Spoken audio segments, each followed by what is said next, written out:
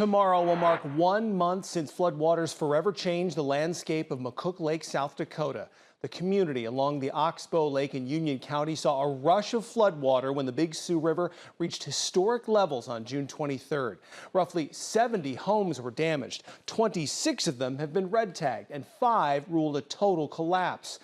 Along with the homes, much of North Shore Drive and Penrose Drive also collapsed, revealing big sinkholes when the floodwaters receded.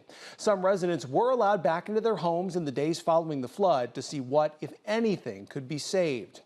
One thing those homeowners are still waiting on is federal assistance. FEMA representatives arrived in Union County last week, but they aren't able to help those residents yet. That's right. KTIV's Katie Koppel spoke with FEMA representatives just this morning to ask them about the holdup in federal help and what residents can do in the meantime.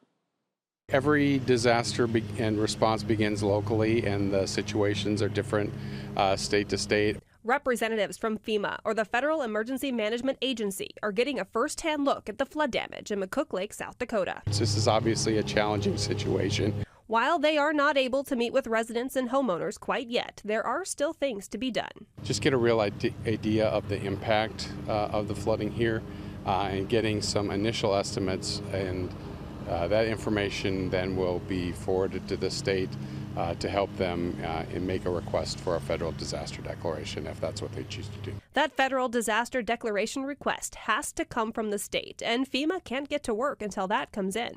Any costs really that they've incurred so far as part of this recovery effort, keep those. They may potentially be useful moving forward.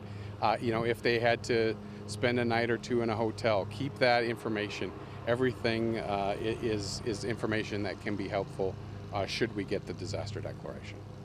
In the meantime, the cleanup continues. Vindon says keep everything, receipts, photos, documents, because once that federal disaster declaration is announced, FEMA will be there to help however they can. If we do get the disaster declaration, within a day or two of that happening, there will be things moving. People will be able to register for assistance in short order. Be patient, be looking out for your neighbors. We know that's already happening. The residents of South Dakota are coming through it really well. In McCook Lake, South Dakota, Katie Koppel, KTIV News 4. KTIV has reached out to Governor Kristi Noem's office about the status of the disaster declaration and why a disaster hasn't been declared. We have not received a response.